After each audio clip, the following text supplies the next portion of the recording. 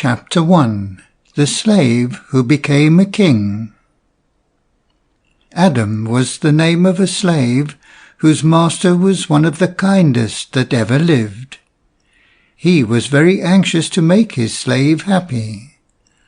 "Adam," he said one day, "although thou art a slave, and it rests with me to do with thee what I will, I never forget that thou art a man, made in the same likeness as I, thy master. Has it ever occurred to thee that thou art a man, an ordinary man, apart from being a slave?" The slave merely bowed. "I intend to give thee thy freedom," said his master, "that thou mayest be a true man." "It is for thee to do with me as thou wilt," replied Adam. "If it so seems to thee that I shall be a true man by my freedom, then shall I be pleased to receive it from thee. Thy will is mine." "Nay, not so," answered his master kindly. "It is my desire that thou shouldst use thy will and thy judgment as thy own. I give thee thy freedom to make the best use of it. But I will give thee more than freedom. Thou shalt have riches. I will give thee a shipload of varied merchandise. Sail with it to different lands, dispose of it well, and what thou receivest in payment shall be thine to enjoy as thou thinkest fit. It will rest entirely with thee to make thy journey profitable. Fare thee well." "I thank thee, noble master," replied the slave reverently. "It shall indeed be my aim to prove that I am a man fashioned in the likeness of my master." The ship which his master gave him was stored with goods of every description, and as Adam stood on the deck waving farewell to his master, he felt happy. Yet there was a touch of sadness in his joy, for he realized that his wealth brought great responsibilities with it, and that to dispose of his wares successfully and to the best advantage he would have to be careful.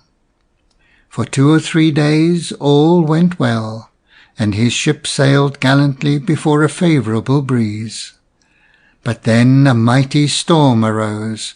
Dark masses of cloud hid the bright heavens. The wind in great fury lashed the waters into foam. The sails were ripped from the masts, and the vessel was borne rapidly along, helpless in the gale. Adam himself took the rudder of the ship, but he felt that some mightier power than his own was directing the vessel. The ship gave a great lurch, and the rudder was wrenched from his grasp. In a vivid flash of lightning he saw that the vessel was being driven straight against a huge rock. A terrific crash of thunder followed. It seemed to make the ship quiver from stem to stern. Some of the crew were on their knees praying, others had been swept overboard, and Adam stood alone with folded arms on the deck of his vessel, trying to pierce the blackness into which he was being whirled by the gale. "So this it is to be free," he said. Hardly had he spoken when there was a fearful crash, followed by screams from the crew. The vessel had dashed against the rock. It was smashed up as if it were a mere toy struck by the club of a terrible giant. Adam was flung amid a heap of wreckage into the sea. He caught hold of a fragment of wood and was carried with it against the rock. With great deftness he clasped a projecting spur and drew himself upon it. There he sat, crouched against the rock, until the storm abated. The thunder rolled away in fitful rumbling. The lightning ceased, and the wind abated as if it were tired after its frenzy. Once again the sun pierced the clouds, and Adam looked about him. Not a sign of his ship could he see. 1 or 2 spars floated about, but the vessel with its precious cargo and every one of the crew had foundered. Dropping his head on his hands, Adam wept like a child. This it is to be free, he cried bitterly. But after a while he felt ashamed of himself. What would my old master say if he saw me weeping thus, he said to himself. This is not making the best use of my freedom. He roused himself and looked about him. The tide was receding from the rock, and below him was a stretch of sand. He walked along the shore for some miles, but no sign of life could he see. Not a ship was visible on the water, not even a spar of wood from his wrecked vessel now appeared. All lost, said Adam, the tears starting to his eyes afresh. But I am a man, I must not despair. He left the shore, scaled some low rocks, and struck inland. The land was like a vast desert, and he did not know where to go. He wandered aimlessly about for a while, until at last he saw what appeared to be trees in the distance. Weary as he was with suffering and with hunger, he hastened forward, and soon came in sight of a beautiful city. As he approached, he saw people coming towards him. I must needs ask them to befriend me, he said sadly. Perchance I shall have to become a slave again. That would be worse than the shipwreck. He could not quite understand why he should now love his freedom, although it had only brought him misfortune and sorrow. As the people drew near, he saw that they were well dressed, and that they had a beautiful carriage drawn by gaily caparisoned horses. "Long live the king!" they shouted. Adam, however, could not see the king. There were numerous attendants in rich attire about the carriage, but it was empty. He stood still in surprise. "I must wait until His Majesty passes," he said. To his great astonishment, however, the richly attired attendants came and bowed before him, and all the people cried, "Welcome, welcome! Long live the king!" The chief attendant, an old man with a flowing white beard and priestly raiment, bore a crown of gold on a crimson cushion. He approached Adam, bowing low. "May it please your Majesty," he said, "here is your royal crown." And all the people cried, "Hurrah! Long live the king!" I do not understand," said Adam. "I think, good people, you have made a mistake. I am but a poor shipwrecked merchant who was but a few days ago a slave. My kind master freed me and gave me wealth, but I have been wrecked on your shore and am a beggar." "Long live the king!" cried the people again. "Welcome, your Majesty," said the priest. "Will it please your Majesty to enter your royal carriage?" Like one dazed, Adam entered the carriage. The crown was placed upon his head, and accompanied by a cheering crowd, he was conducted into the city. All the streets were gaily decorated, and the populace cheered and cheered again. Across a beautiful square, the carriage was led to the gates of a magnificent marble palace. When Adam alighted, a flag was unfurled on the highest tower of the palace. Gaily dressed trumpeters with golden trumpets blew a triumphant blast, and the cheering of the people grew to a roar that made Adam think of the thunder in the storm. He was conducted to a chamber where many servants gathered about him and dressed him in royal garments. "What is your Majesty's pleasure?" asked the aged priest, conducting Adam to a spacious chamber at the end of which was the throne. "I am faint with hunger," he replied. "I would have food." Immediately he was conducted into another magnificent apartment where a banquet was prepared. Adam quickly appeased his hunger and then looked about him. "Surely this is a dream," he said. It was real enough, however. Attendants stood beside him to obey his slightest command. The sound of beautiful music from an adjoining chamber came to his ears, and through the window of the palace he could see the beautiful city. The sun was setting, and everywhere hundreds of coloured lights appeared. They were the illuminations in honour of the coming of the king. "Truly, I am a fortunate slave," said Adam to himself. He stood up, and immediately silence fell upon the throng of courtiers and attendants in the banqueting chamber. "Gentlemen," said Adam, "whatever this is, reality or a dream, I know not. I fain would know. But first, ere either the dream or the reality ceases, I would thank you for your great kindness. And now I pray you, tell me the meaning of this, for truly my head is in a whirl, and I understand it not." "Long live the king!" shouted the courtiers and attendants, and the crowds outside took it up, and away rolled the cry from street to street, until it died into an indistinct murmur in the distance. The priest rose at the other end of the table. "Your Majesty," he said, "the time has come when you should know what it is that has befallen thee." "Proceed," said Adam, reseating himself. "I am eager to hear." "Know then," said the priest, "that this land is an island, peopled not by mortals, but by spirits and fairies. Long years ago we prayed to God to send us a mortal to reign over us, and our prayers were answered." "Am I that fortunate mortal?" asked Adam eagerly. "Listen, your Majesty, I beseech you," said the priest gravely.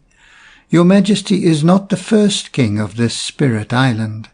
Our kings reign but 1 year." "I understand not," said Adam, looking round in great fear.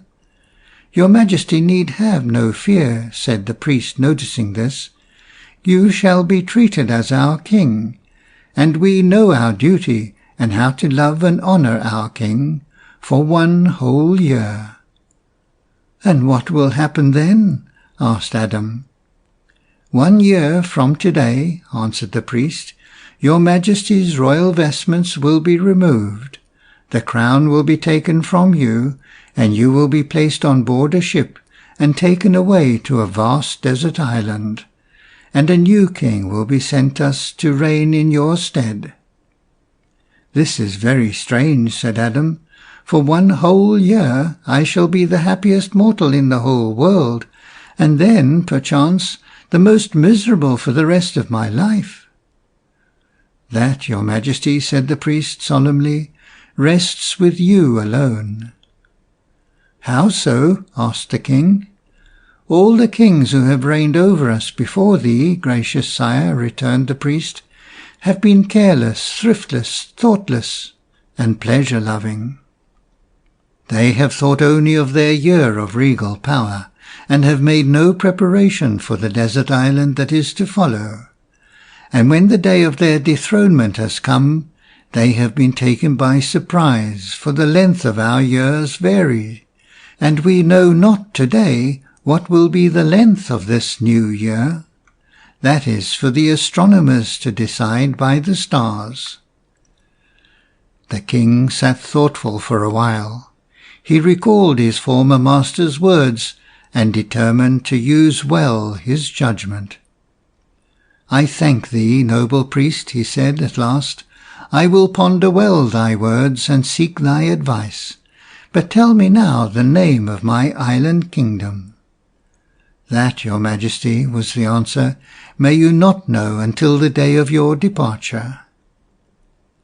Adam found that he had many duties to perform as king, but he did everything wisely and acted always in the best interests of his people, so that they quickly grew to love him.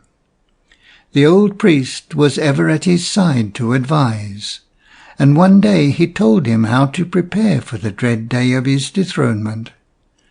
"Thou art king, and thy commands must be obeyed," he said. "Send, therefore, to the desert island men who will till the ground, plant corn and fruits, and build houses, so that the land may be made habitable and beautiful. Establish there a new kingdom, where thou wilt be received as here." "It is indeed excellent advice," replied the king, "and to make sure of the work being successful, I will myself journey thither and superintend all the work." "That may not be," hastily replied the priest. "Our king may not leave our island. His duty is with us, and he must stay here. But your Majesty has only to remember that you are king. Your commands must be obeyed, and you can choose the best workpeople to carry them out." "Truly it is so," said the king. At once he sent to the island the very best workmen he could obtain, and he knew that they carried out his commands faithfully. Before the year was ended, he knew that the island was no longer barren, and that he would be welcomed to a fruitful and flourishing land which had ceased to be a desert. So while he lived in happiness among his spirit subjects, he looked forward with joy to the day when he should leave them and enter into his own kingdom. The day came at last. The crown was taken from him, the royal robes were removed, and Adam was clad in the rags in which he had made his entry into the island. The streets of the city were draped in black, the people were all in tears, and a band playing doleful music marched at the head of the procession to the desolate seashore, where Adam had been saved from the wreck. Adam was in tears. He was loath to leave this beautiful island, where for a year, among his faithful spirit subjects, he had been a king and happy.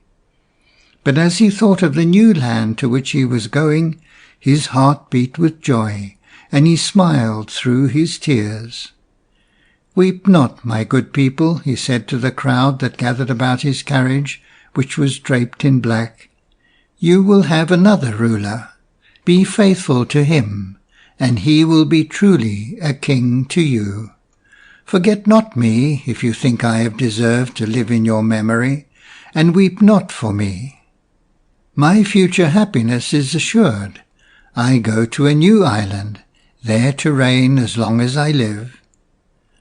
As he stepped on board the vessel which was to bear him away, he said to the aged priest, "Tell me now, I pray you, the name of the kingdom over which I have ruled for the length of a spirit year."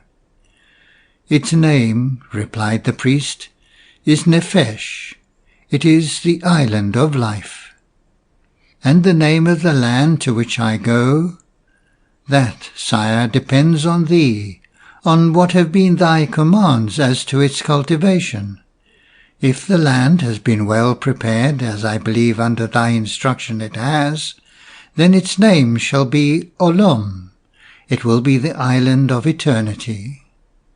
"Fare ye well," cried Adam, waving his hand, as the vessel moved off. "I go to happiness and peace in my kingdom of Olom." End of chapter 1.